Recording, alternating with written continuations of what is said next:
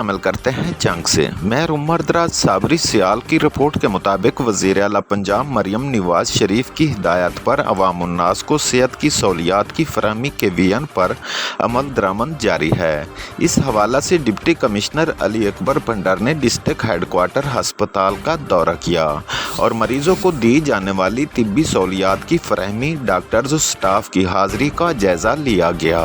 انہوں نے O P D, emergency medical wards اور دیگر وارڈز میں مریضوں کو دی جانے والی طبی سہولیات کی فراہمی کو چیک کیا اور ہدایات جاری کی کہ اگر کوئی ڈاکٹر کنسلٹنٹ اسٹاف ڈیوٹی سے غیر حاضر ہوا تو سخت محکمانہ کارروائی عمل میں لائی جائے گی۔